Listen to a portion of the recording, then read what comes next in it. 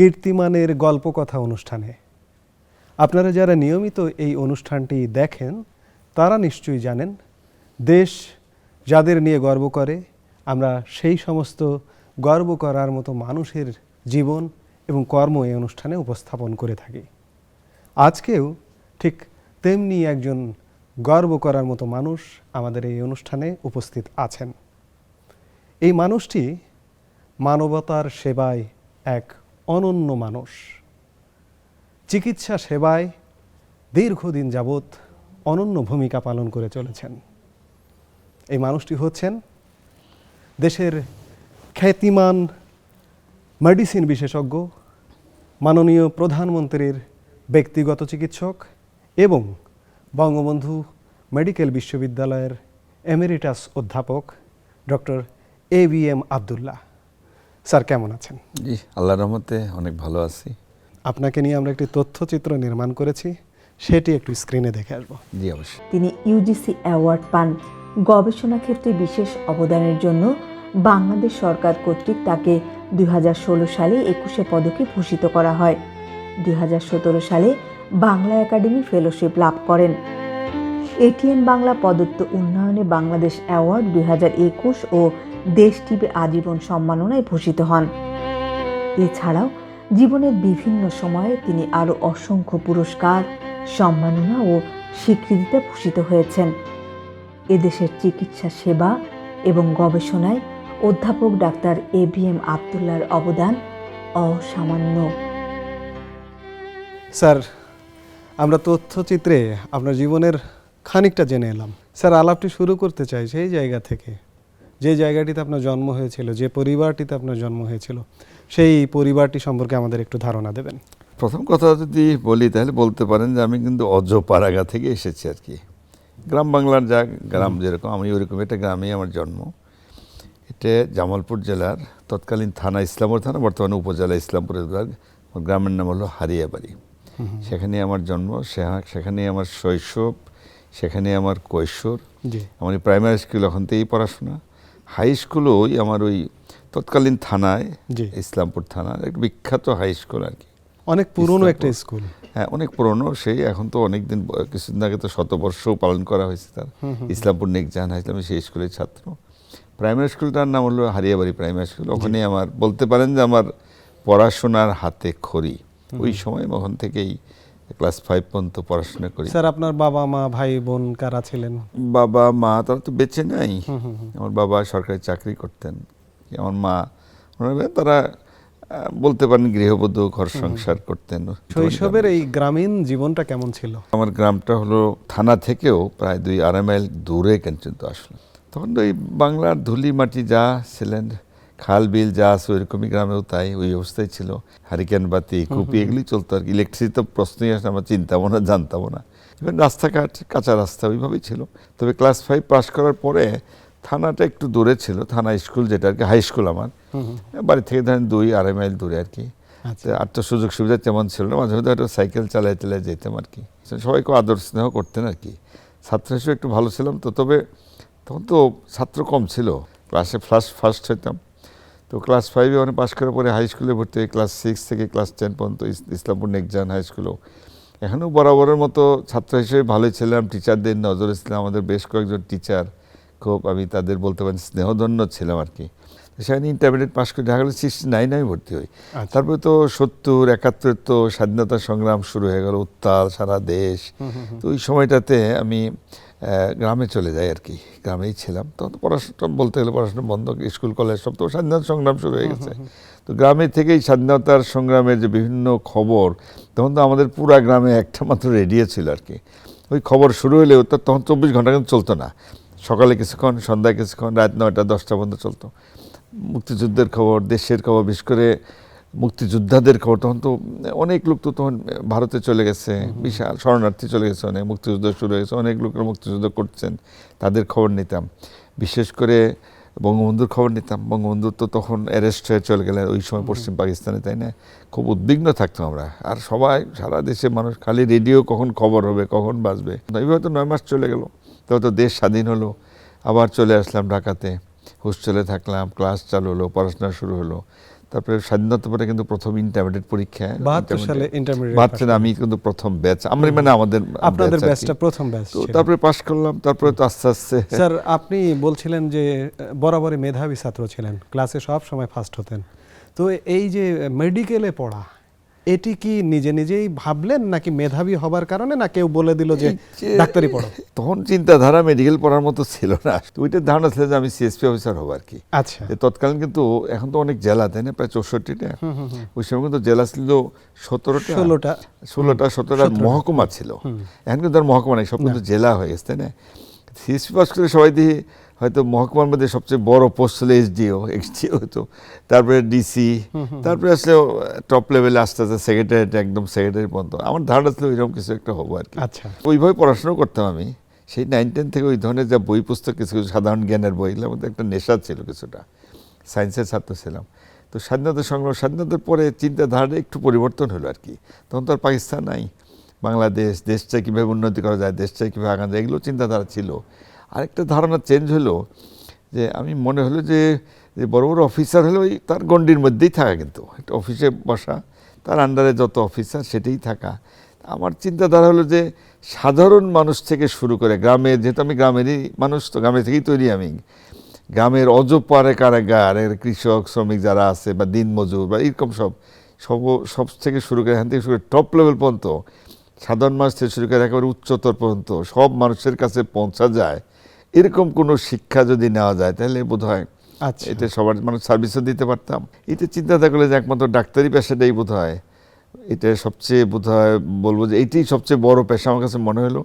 এবং এই পেশার মাধ্যমে সর্বস্তরের মানুষের চিকিৎসা দেওয়া যায়, সেবা দেওয়া যায়, তাদের কাছে পৌঁছা যায়, তাদের মনের কথা বোঝা যায়, কথা শোনা যায়, এবং তাদের সার্ভিসটা দিতে পারলে আমি মনে করি যে এটি বোধহয় সর্বোত্তম এবং সর্বোচ্চ সার্ভিসই হবে। এরপর থেকে আমি তখন মেডিকেল লাইনে মেডিকেলে পড়তে গেলেন। স্যার মেডিকেল পাশ করলেন, পাশ করে কর্মজীবনটা কিভাবে শুরু করলেন? স্বাধীনতার পর তখন ঢাকা মেডিকেলে ভর্তি, ঢাকা মেডিকেল কলেজে ভর্তি হই আর কি। তখন তো এই পাশ করি, রেজাল্ট ভালোই রেজাল্ট হয়, তখন এমবিবিএস পাশ করি, ইন্টার্নি করলাম। তখন আবার গ্রামেও কিছুদিন পোস্টিং, আমি গ্রামে অল্প কিছুদিন চাকরি করছি আর কি। জি স্যার। কিন্তু তারপরও মনে হলো যে এমবিবিএস পাশ করে ডাক্তার হয়ে গেছি, তো বড় হতে হলে আরও উচ্চতর ডিগ্রি নিতে হবে, স্পেশালিস্ট হতে হবে, এরকম চিন্তাধারা কিন্তু তখন ছিল আমার। আচ্ছা, তো আমার টার্গেট তখন হলো যে আরও বড় ডিগ্রি নেওয়া যায় উচ্চতর কিভাবে, ডিগ্রি। সেই টার্গেট ছিল।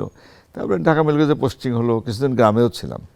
তো ওই সময় তো তৎকালীন আইপিজিএমআর, যেটাকে পিজি হসপিটাল বলছে, তাই না, স্বাধীনতার পরপর জি স্যার। এইটা কিন্তু তখন ডাক্তারদের সুযোগ কিন্তু সীমিত ছিল। ওই সময় স্বাধীনতার আগে এমবিবিএস পাশ করার করে পোস্ট গ্রাজুয়েশন করা, মানে স্পেশালিস্ট ডিগ্রি নেওয়া, তখন তো সুযোগ সীমিত। কারণ আমার ধারণা ছিল যে এই দেশটাই তো আমাকে ডাক্তার বানালো, তো জনগণের জন্য তো কিছু করা দরকার, সরকার মানে মানুষের টাকা দিয়েই তো আমি ডাক্তার হলাম। এই চিন্তাধারা থেকে 4-5 বছর দেশেই চাকরি করলাম। তো স্যার কর্মজীবন শুরু হলে যেটি হয় যে আমাদের সংসার জীবন শুরুর একটি প্রক্রিয়া থাকে, আপনার সংসার জীবন শুরু, বর্তমান পরিবার, এগুলো একটু জানতে চাই। সংসার জীবন ধরেন আমার বিয়ে শাদী হলো আমার সেই 1982 সনে বিয়ে শাদী করলাম। আমার ওয়াইফ তখন ঢাকা ইউনিভার্সিটির মাস্টার ডিগ্রি করে আর কি। তারপরে বিয়ে হয়ে গেল। বিয়ে হওয়ার পরে ছোট্ট সংসার তো, জি, তো আমার ধরেন প্রায় 1-1.5 বছর পরে আমার প্রথম সন্তান ছেলে হয় আর কি। 82 সালে সংসার জীবন গঠন হলো, আপনার এক ছেলে এক মেয়ে। মেয়েটা কিন্তু তখন এই দেশে না, ওই আমি যখন মিডল ইস্টে ছিলাম তখনই আপনার মেয়েটার জন্ম আমার ওখানে, একটা ছেলে। স্যার আপনার এর মধ্যে একটা দুঃখজনক ঘটনা ঘটে গেছে, আপনার স্ত্রী এই কোভিড কালে পৃথিবী থেকে বিদায় নিয়েছেন।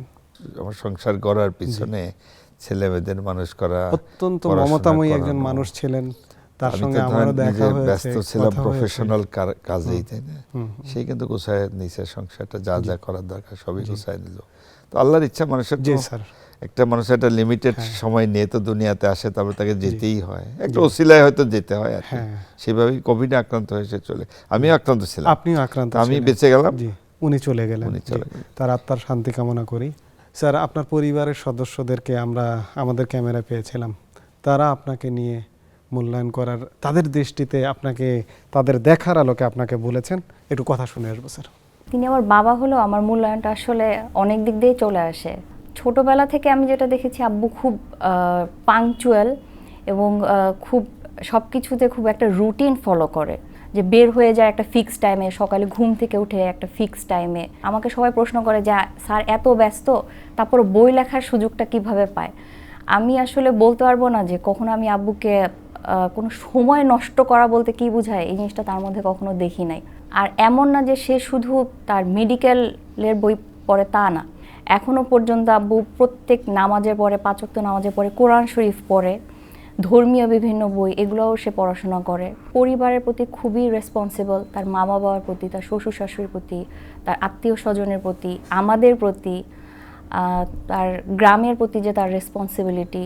গ্রামে অনেকেই হয়তো জানে মসজিদ করেছেন, মাদ্রাসা করেছেন, অনেক ছেলেমেয়েকে পড়াশোনা করেছেন। তো সামাজিক দায়বদ্ধতা যেটা থাকে, সে ওইটার প্রতি অসম্ভব রেসপন্সিবল একটা মানুষ। আমার আম্মার কথা না বললেই না, যে আম্মু সবসময় বলতো যে অনেকেরই দেখা যায় অনেকের হাজব্যান্ডের ব্যাপারে কোনো অভিযোগ থাকে, কোনো কমপ্লেইন বা দুঃখবোধ থাকে। আম্মু সবসময় আমাকে বলতো যে তোমার আব্বুর ব্যাপারে আমার কোনো কমপ্লেইন নাই, কোনো রাগ বা কিছুই নাই, কারণ সে আমাকে এত সম্মান করেছে সবসময়, আমাকে এত ব্যক্তিগত অর্থনৈতিক স্বাধীনতা, এত মতামতের গুরুত্ব এবং সম্মান দিয়েছে। আমি কমপ্লেইনটা কি করব, মানে সবসময় আম্মু এই কথা বলতো। 3rd ইয়ার 4th ইয়ারে যখন ওয়ার্ডের ক্লাস করি, তখন স্যারের বইগুলো আমাদের বাজারে চলে আসে। স্যারের বইগুলো নিয়ে আসলে শুরু হয় মেডিসিনের পড়াশোনা। পরবর্তীতে মেডিসিনেই পোস্ট গ্রাজুয়েশন করি, মেডিসিনেই আমার সব আগানো। স্যারের বইগুলো পাশ করার জন্য স্টুডেন্ট ফ্রেন্ডলি, খুবই সুন্দরভাবে গুছানো। আল্লাহর অশেষ রহমতে এই ফ্যামিলিতেই আমার জামাই হিসাবে যোগদান করা। প্রথমে শিক্ষক হিসাবে পেয়েছি, পরবর্তীতে বাবা হিসাবে তাকে পেলাম। যখন জামাই হয়ে আসি তখন স্যারের সাথে মাঝে মাঝে, বাবা প্লাস স্যারের সাথে মাঝে মাঝে আমি চেম্বারে বসতাম। রুগীতে সে যখন রাউন্ডে যেত, স্যারের সাথে আমি রাউন্ডে যেতাম। কথাতে আসলে অনেক রুগী ভালো হয়ে যায়, সেটা তার কাছ থেকে শিখেছি যে কিভাবে মানুষের কথাতে একজন রোগীর অধিকাংশ সময় রোগ মুক্তি লাভ করে। সে রোগ ধরতে পারতো, নিজের দার্শনিক চিন্তাভাবনা দিয়ে রোগী সুস্থ করে দিতে পারতো। সেই জিনিসটা আমি আস্তে আস্তে তার কাছ থেকে রপ্ত করার জন্য আয়ত্ত করছি আর কি। করোনাকালীন সময়ে আমার শাশুড়ি প্রয়াত হয়েছে, সেই সময় তার যে সেবা এবং পরবর্তী সময়ে রুগীর যে করোনাকালীন সময়ে যে সে রুগীর সেবা করেছে, সবই আসলে অসামান্য প্রতিভাবান একজন মানুষের পক্ষেই সম্ভব। আল্লাহর কাছে চাচ্ছি যে এই লোকটা আরও দীর্ঘজীবী হোক, মানুষের রুগীর সাথে সাথে সারা দেশের মানুষ জানে তার কাছ থেকে আরও বেশি সেবা পায়, এই আশা করছি। শুনে এলাম পরিবারের সদস্যদের কথা আপনাকে নিয়ে। স্যার, আপনি খানিক আগে বলছিলেন যে কর্মজীবন শুরুটা হয়েছিল একদম মাঠ পর্যায় থেকে, উপজেলা স্বাস্থ্য কমপ্লেক্সে থেকে কর্মজীবন শুরু হয়েছিল। ওই সময় তো আমাদের কাজের এবং চিকিৎসা সেবার অনেক সীমাবদ্ধতা ছিল স্যার। ওই সময়ের কাজের একটু অভিজ্ঞতা জানতে চাইব। ওখানে আমি বেশি দিন ছিলাম, যতদিন ছিলাম মোটামুটি যা পারছি, গ্রামেগঞ্জে সীমিত স্বাস্থ্য ব্যবস্থা, যা অনেক ধরনের ওষুধপত্র সীমিত, এত ল্যাবরেটরি যে সুযোগ সুবিধা তো তখন ইনভেস্টিগেশন এত ফ্যাসিলিটি তো ছিল না। আমরা নিজেদের জাজমেন্টে যতটুকু পারতাম বা হসপিটাল থেকে যতটুকু সাপ্লাই দেওয়া হতো, ডিমান্ড তো অনেক, দেশে তো ধরেন ওই সময় লোক সংখ্যা তো এখন ধরেন 17 কোটি, তখন তো লোক তো কম না, কম ছিল। স্বাধীনতা পড়েছিল সেই 7 কোটি, আমরা বলি 7 কোটি বাঙালি, তাই না? জি। আস্তে আস্তে লোক সংখ্যা বাড়তে হলো, সুযোগ তো সীমিত তখনও ছিল, তবে ওই অবস্থার কিন্তু অনেকটা পরিবর্তন হয়ে গেছে। স্যার, আপনি খানিক আগে বলছিলেন বিদেশে চাকরি করতে গিয়েছিলেন, 5 বছর 5 সেখানে ছিলেন, সেই কাজের অভিজ্ঞতা কেমন ছিল? প্রথম কথা হলো সত্যটা স্বীকার করতে হবে, আমরা তো গেছি সেখানে পয়সা কামানোর জন্য। আকর্ষণীয় মানে অফার ছিল, বেতন অনেক হাই, দেশে যা পাইতাম তার কয়েক গুণ বেতন, সুতরাং টার্গেট তো যেটা সেটা তো বেতন ভালোই পেতাম। তবে ওখানে আমার পোস্টিং কিন্তু ওদের পেরিফেরিতে অজপাড়াগাঁই ছিল আর কি। আচ্ছা আচ্ছা। প্রথম খুব খারাপ লাগতো, তো ফ্যামিলি নিতে পারিনি তখন, কারণ যে অবস্থা, যখন ফ্যামিলি নেওয়ার মতো অবস্থা ছিল না। আচ্ছা আচ্ছা। সেই তো ফ্যামিলি দেশেই রয়ে গেছে আর কি।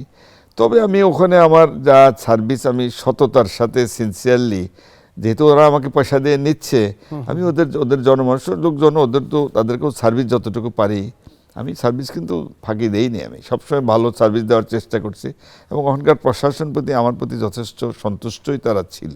কিছুদিন কাজ করার পরে যখন পয়সা পেয়ে গেলাম, তখন কিন্তু মনে করলাম যে এই পয়সাই তো জীবনের শেষ না, কারণ টাকা পয়সা একটা স্টেজে হয়তো হইলো, হয়তো বাড়ি গাড়িও হয়তো হয়ে যাবে, কিন্তু এটি তো শেষ না।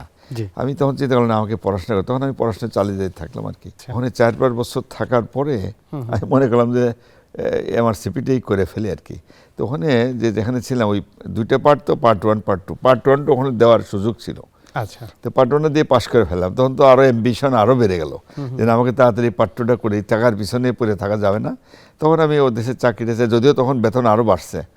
তারপর চাকরিটা, লোভনীয় চাকরিটা ছেড়ে আমি কিন্তু লন্ডন চলে যাই আর কি। তখন তো ওখানে কিছুদিন ট্রেনিং নিলাম, আমার সেই পাশও করলাম। পাশ করার পরও তখন আমার মনে হলো আমি তো ডিগ্রি, হাইয়েস্ট ডিগ্রি নিয়ে ফেলছি, তাতে কিন্তু ওই মিডল ইস্টে গেলে আরও কয়েক গুণ বেতন বেশি।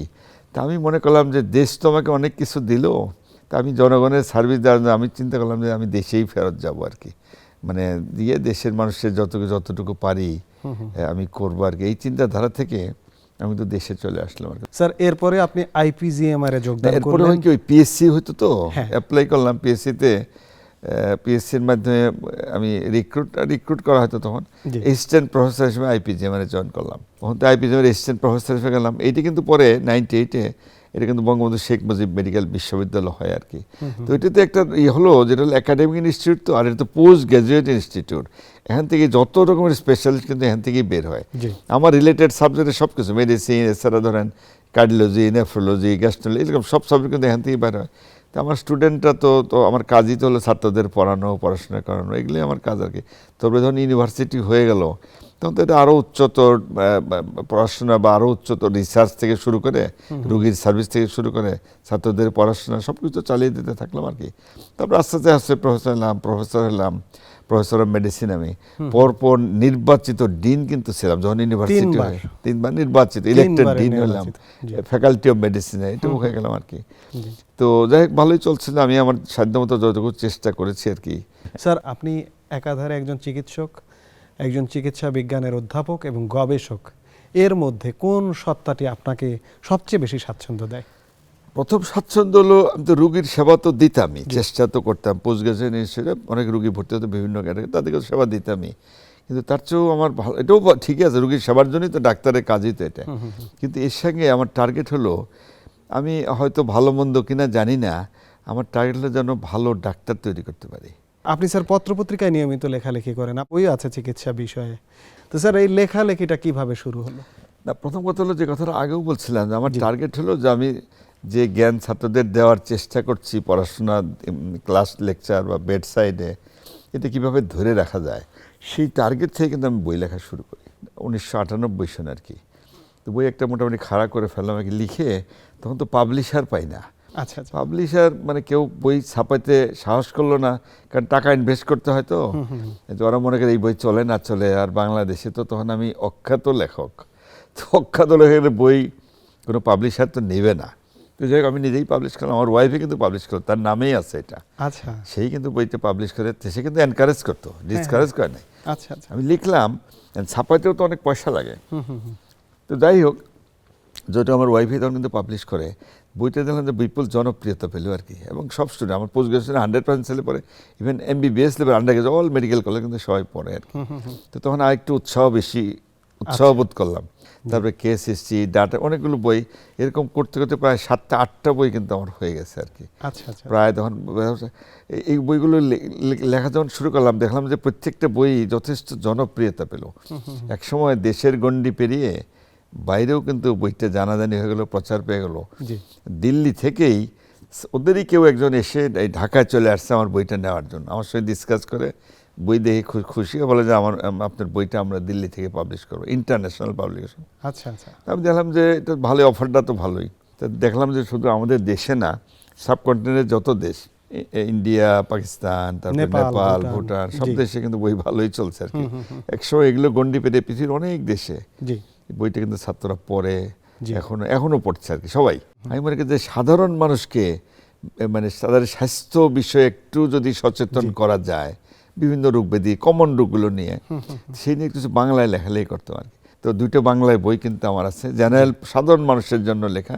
সবাই কিন্তু বইগুলো পড়ে এবং আমার মনে উপকৃত হয়। বিভিন্ন রকমের রোগ, সাধারণ রোগ থেকে শুরু করে, একসময় আপনি জানেন ডেঙ্গুর যে কি প্রাদুর্ভাব ছিল, সেটি নিয়ে আমার অনেকগুলো লেখা আছে। চিকুনগুনিয়া ছিল, তাই না? এবং রিসেন্ট যেগুলো ধাক্কা গেল, কোভিড নিয়ে আপনার পরামর্শ, কোভিড, করোনা, এগুলো নিয়ে, চিকিৎসা নিয়ে যারা আগ্রহী বা চিকিৎসা পেতে যায়, তাদের আপনি ভরসা স্থল হয়ে উঠেছেন স্যার, সারা বাংলাদেশে বলা যায়, সাবকন্টিনেন্টে, পৃথিবীতে ধীরে ধীরে। যে কথাটা আপনি বললেন, আমার যোগ্যতা এতটা আছে কিনা আমি জানি না, সেটা আমি মনে করি আমার বিশাল প্রাপ্তি। এটার জন্য অবশ্যই আল্লাহর রহমত, কারণ আমার যোগ্যতা আছে বলে আমি মনে করি সম্পূর্ণ আল্লাহ তাআলার রহমত, আমার বাপ মার দোয়া, আমার শিক্ষক মণ্ডলীর দোয়া, আমার যারা গুরুজন তাদের দোয়া। স্যার আপনি বর্তমানে বঙ্গবন্ধু মেডিকেল বিশ্ববিদ্যালয়ের এমেরিটাস অধ্যাপকের সম্মানে সম্মানিত হয়েছেন, মাননীয় প্রধানমন্ত্রীর ব্যক্তিগত চিকিৎসক হিসেবে দায়িত্ব পালন করছেন, তাকে নিয়ে আপনার মূল্যায়ন কি?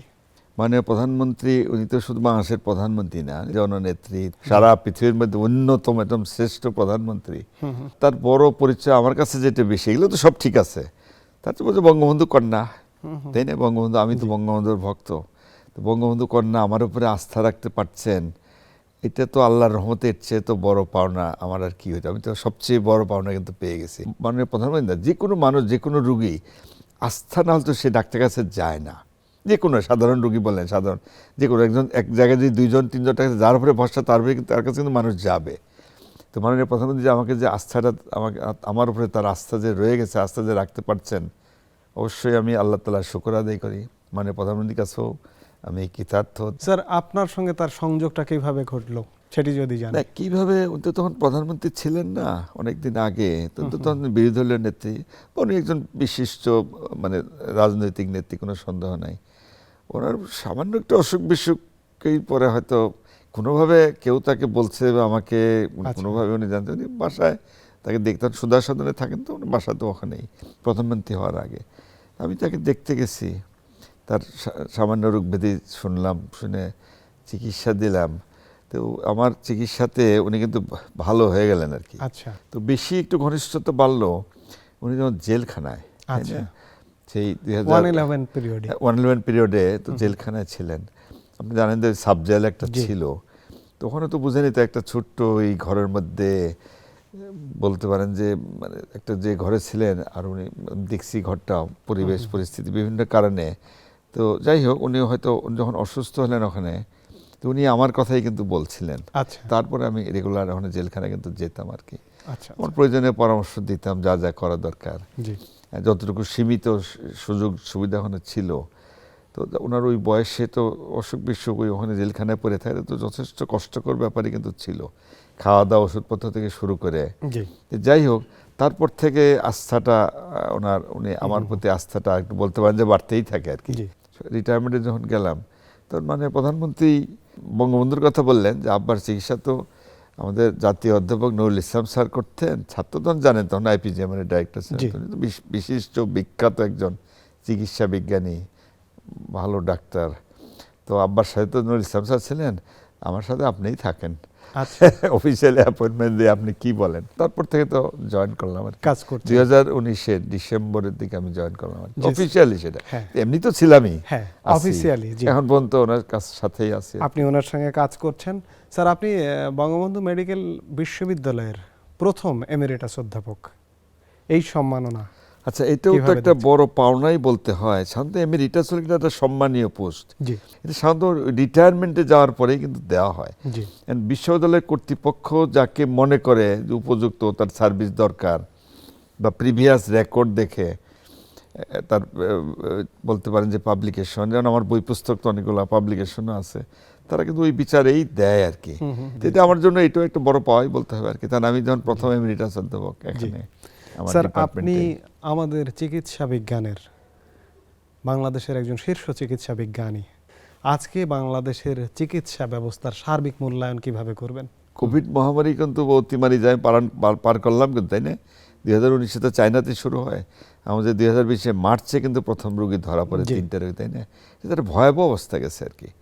তো আমরা কিন্তু আল্লাহর রহমতে যথেষ্ট সুন্দরভাবে আমরা কিন্তু ওই কোভিড অতিমারিকে বা মহামারী যাই বলেন মোকাবেলা করতে সক্ষম হয়েছে। পৃথিবীর অনেক বড় বড় দেশ কিন্তু হিমশিম খাইছে।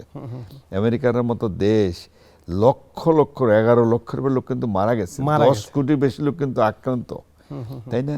সেখানে আমাদের দেশে মারা গেছে 29,438 বোধ হয়ে গেছে, আক্রান্ত 20 লাখের বেশি। সেই হিসেবে আমরা তো আল্লাহর রহমতে অনেকটা ভালো করছি। এটা অনেক কারণও আছে। এটা আমাকে অনেকে জিজ্ঞেস করে, এটা এখনো বাইরের কেউ জিজ্ঞেস করে, বাংলাদেশ কিভাবে এটা মোকাবেলা করলো। এই যে এত সারা পৃথিবীর তুলনায় বাংলাদেশ কিন্তু সবচেয়ে ভালো, এশিয়ার মধ্যে আমরা কিন্তু টপে আছি, সারা পৃথিবীর মধ্যে আমাদের পজিশন কিন্তু 5ম বা 6ষ্ঠ এরকম আর কি। আমি বললাম যে এটা আল্লাহর রহমত তো অবশ্যই বটে, তবে মানে যুদ্ধ লাগলে চালানোর জন্য তো সেনাপতি লাগে দক্ষ, তাই না?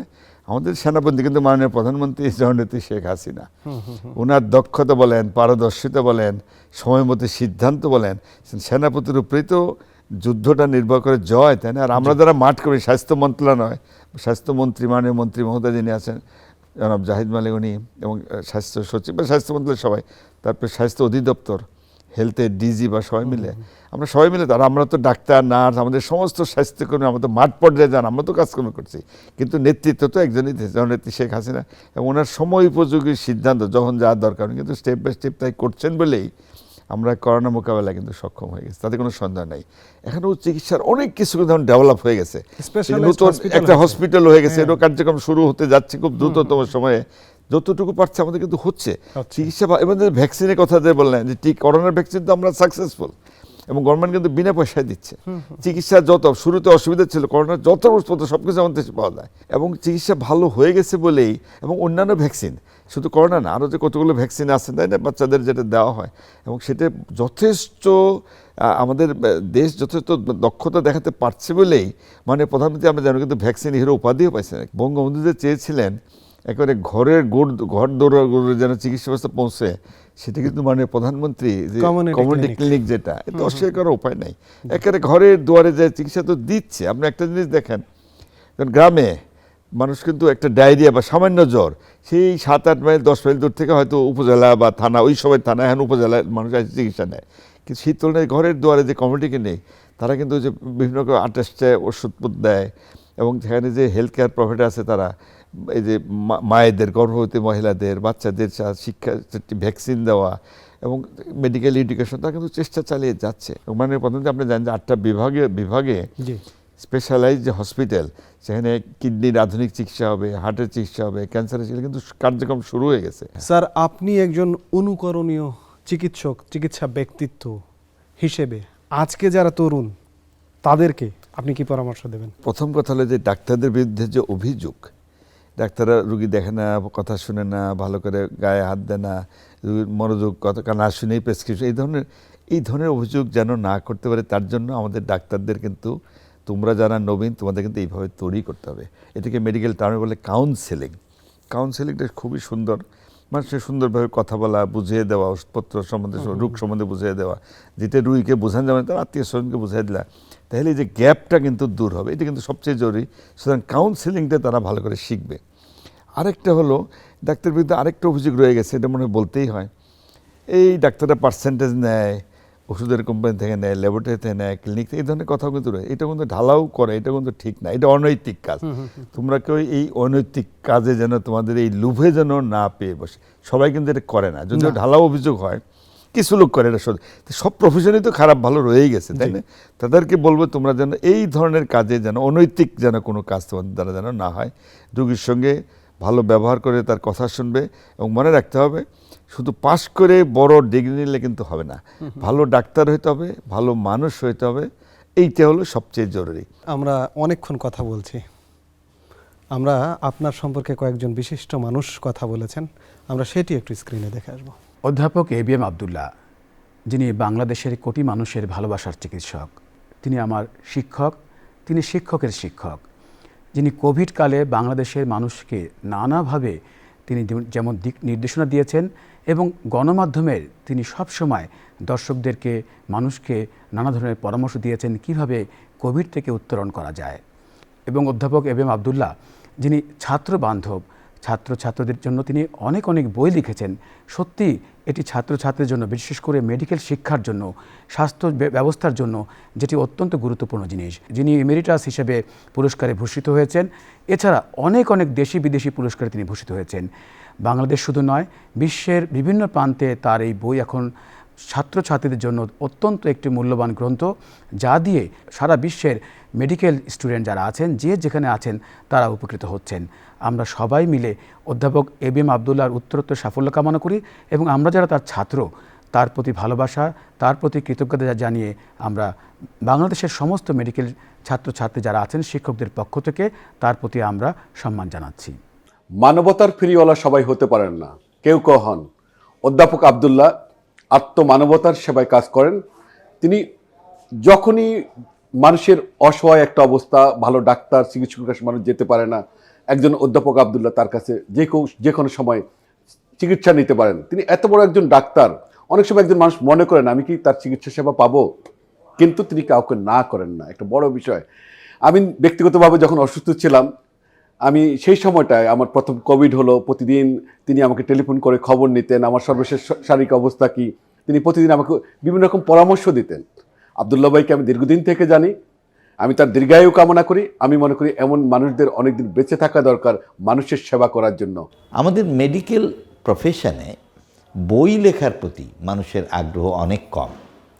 প্রফেসর এবিএম আবদুল্লাহ অত্যন্ত নিষ্ঠার সাথে বেশ কয়েকটি বই উনি আমাদের চিকিৎসকদের জন্য, অর্থাৎ চিকিৎসক ছাত্রদের জন্য যারা পোস্ট গ্র্যাজুয়েশন করে তাদের জন্য উনি এই বইগুলো লিখেছেন, যা শুধু বাংলাদেশে নয়, সাউথ ইস্ট এশিয়ার অনেক দেশেই বইগুলো সুন্দরভাবে ছাত্ররা গ্রহণ করেছে এবং তার প্রশংসা করেছে। আমি বঙ্গবন্ধু মেডিকেল বিশ্ববিদ্যালয়ে যোগদান করার পরে ভাইস চ্যান্সেলর হিসাবে একটা সুযোগ নিয়েছিলাম। সেটা হলো প্রফেসর এবিএম আবদুল্লাহকে আমি প্রফেসর এমিরেটাস হিসাবে ঘোষণা করার সুযোগ পেয়েছি। এটা এই বিশ্ববিদ্যালয়ের প্রথম, এবং আমি এটা ইতিহাসের একটা অংশ হিসাবে প্রফেসর এবিএম আবদুল্লাহকে আমি পেয়েছি। আমি প্রফেসর এমিরেটাস হিসাবে সিন্ডিকেটে ওনাকে আমি সবসময় ওনার পরামর্শ নেই। প্রফেসর এবিএম আবদুল্লাহর সাথে আমার ঘনিষ্ঠতা হয়েছে 1996 সালের শুরু থেকে, আর 1998 সালে যখন বঙ্গবন্ধু শেখ মুজিব মেডিকেল বিশ্ববিদ্যালয় হয়ে যায় তখন একসাথে কাজ করেছি। ওই সুবাদে আরও বেশি আন্তরিকতা, আমাদের হৃদ্যতা এবং বন্ধুত্ব আমাদের মধ্যে হয়েছে। সে যে একজন ভালো ক্লিনিশিয়ান সেটা জনগণ কর্তৃক স্বীকৃত, রাষ্ট্র কর্তৃক স্বীকৃত। আপনারা জানেন চিকিৎসা শাস্ত্রে অবদানের জন্য এবিএম আবদুল্লাহ 21 পদক পেয়েছেন। এবিএম আবদুল্লাহর সবচেয়ে বড় গুণাবলী যেটা আমি দেখিনি আমার এই উপাচার্যের আমলে, যে কোনো দিন অযাচিতভাবে, অনাকাঙ্ক্ষিতভাবে অন্যায় কোনো আবদার নিয়ে আমার এখানে এসেছিলেন। এমনকি কন্ট্রোলার অফিসের যে কাজগুলো ছিল সেগুলো অন্যান্য ফ্যাকাল্টির ডিনরা কিন্তু সময় মতো করতে না পারলেও আবদুল্লাহ ঠিক সময়ে তার কাজটা করে দিতেন। যেমন মেডিসিন অনুষদের রেজাল্ট প্রকাশ করতে আমার কন্ট্রোলারকে কোনো ব্যাক পেতে হয়নি। আমি এবিএম আবদুল্লাহর উত্তরোত্তর সুখ, শান্তি, সমৃদ্ধি কামনা করি। একই সাথে দেশ এবং জনগণকে সেবা দেওয়ার জন্য আল্লাহ তাকে আরও অনেক দিন হায়াত দান করুন। আজকে আপনি আমাদের এই প্রিয় বাংলাদেশটিকে কেমন দেখছেন সার্বিক বিবেচনায়? না, সার্বিক প্রথম কথা হলো দেশ কিন্তু এগিয়ে যাচ্ছে। কারণ স্বাধীনতার পরে বঙ্গবন্ধু কিন্তু একটা ধ্বংসপ্রাপ্ত, যুদ্ধ বিধ্বস্ত একটা দেশ পান, পেয়েই উনি দেশ গড়ার কাজে হাত দেন, তাই না? এবং তখন তো মানে কি বলবো, ফরেন কারেন্সি ছিল না, রিজার্ভ ছিল না, তাই না? তারপরে চতুর্দিকে খালি ধ্বংস আর ধ্বংস, পুল, বীজ, কালভার্ট যাই বলেন, স্কুল, কলেজ, এগুলো তো ধ্বংসপ্রাপ্ত ছিল। খাদ্যদ্রব্যের প্রোডাকশন বানানোর সুযোগ ছিল, অনেক প্রবলেম ছিল। তো উনি তো সময় পান নাই, 3.5 বছর সময় পেয়ে গেছিলেন মাত্র। উনি যে মুহূর্তে প্রায় সব কিছু গুছিয়ে আনছিলেন দেশের প্রত্যেক সামাজিক, রাজনৈতিক, অর্থনৈতিক, ধর্মীয়, স্বাস্থ্য, তাই না, সর্বক্ষেত্রে কিন্তু এটা মোটামুটি একটা শক্ত ভিত্তির উপরে দাঁড় করিয়েছিলেন, শাসনতন্ত্র দিয়েছেন উনি। ঘাতকদের নির্বাহ হয়ে তিনি চলে গেলেন। তো তার সমস্ত কাজগুলো কিন্তু মাননীয় প্রধানমন্ত্রী জননেত্রী শেখ হাসিনার হাত ধরে ধরে কিন্তু এক এক করে বাস্তবায়িত হতে চলেছে আর কি, তাই না? আপনি দেখেন সারা দেশে উন্নয়নের মহাযোগ কিন্তু শুরু হয়েছে, অনেক বড় বড় মেগা প্রজেক্ট। আপনি এক সময় এই যে ছিটমহল কতগুলো ছিল, দেশে থেকে ওরা ছিল পরাধীন, এটা কিন্তু মাননীয় প্রধানমন্ত্রী এটা। তারপরে যে সমুদ্র সীমা, এটা বিশাল। দেশে যে বড় বড় কাজে, পদ্মা সেতু, মেট্রো রেল, মাননীয় প্রধানমন্ত্রী একটা কথা বলছেন যে গ্রামের মানুষ শহরের সুযোগ সুবিধা শহরের মতো করবে, মানে শহরের সুযোগ সুবিধা সব পাবে, ওই লক্ষ্যে কিন্তু কাজ করে যাচ্ছেন। জীবন আসলে কেমন, জীবনে প্রাপ্তি অপ্রাপ্তি মিলিয়ে আমার আরেকটা কথা বোধহয় প্রাপ্তির একটা কথা বোধহয় বলা যায়। যেমন আমি আমার কথা একটু আগে আপনি যেটা বললেন, আমি কতদূর যোগ্যতা আছে কিনা জানি না, তবে আমি কিন্তু প্রাপ্তি আমার কম না। আচ্ছা, আমি তো বিভিন্ন পদকেও ভূষিত হয়ে গেছি, জি, তাই জি। না? আমরা বাংলাদেশ ডকুমেন্টারিতে সেটা দেখলাম। সর্বোচ্চ জি, পুরস্কার জি স্যার। 21 পদক পেয়ে গেছি, এটাও তো একটা বিশাল শত পুরস্কার। জি। এরা ইউজিসি অ্যাওয়ার্ড পেয়েছি, বাংলা একাডেমির ফেলো আমি। ফেলো। কোভিডের জন্য কোভিড গোল্ড অ্যাওয়ার্ডও কিন্তু দেওয়া হয়েছে আমাকে লায়ন্স ক্লাব থেকে আর কি। জি। তো আমার অর্জন তো অবশ্যই ভালো, যে কথা আমি আগে বলছি, আমি জানি না অর্জন আমার কতটুকু আমি করতে আসলে আমার যোগ্যতা কতটুকু আমি জানি না, তো আল্লাহর রহমতে এগুলো আমি পেয়ে গেছি। তো জীবন এইভাবে চলে যাচ্ছে, আগামীতে আমি ওইভাবেই কাজ করে যাব, মানুষের সেবা যদ্দূর পারি চেষ্টা করে যাচ্ছি, করে যাব। লেখালেখি কাজগুলো আমি বন্ধ করি নাই, মাঝে মধ্যে আমি পত্রপত্রিকা এখনও লিখি, সাধারণ মানুষের জন্য লিখি। আল্লাহ তাআলার শুকর আদায় করছে, সব কিছু সম্ভব হয়েছে একমাত্র আল্লাহ তাআলার অপার অনুগ্রহে। আমি সবসময় বলি আলহামদুলিল্লাহ, আমার এর চেয়ে বড় পাওয়ার কিছু নাই। স্যার, আপনি আমাদের উদাহরণ আজকের তরুণদের জন্য। থানা স্বাস্থ্য কমপ্লেক্স থেকে কাজ শুরু করে আজকে সর্বোচ্চ পর্যায়ে পৌঁছে গেছেন। আপনি সুস্থ থাকুন, আরও দীর্ঘজীবী হন, আমাদের নিরন্তর সেবা দিয়ে যান। স্যার, এরই সঙ্গে আমরা অনুষ্ঠানের একদম শেষ পর্যায়ে এসে পড়েছি। আজকের মতো বিদায় নিতে হবে। আপনি ভালো থাকুন। ধন্যবাদ সবাইকে, আপনাকেও ধন্যবাদ, এবং বিটিভির দর্শক শ্রোতা তাদেরকেও ধন্যবাদ। প্রিয় দর্শক, আজ এ পর্যন্তই। পরবর্তী পর্বে ঠিক এমনি একজন গর্ব করার মতো মানুষকে নিয়ে আপনাদের সামনে হাজির হব।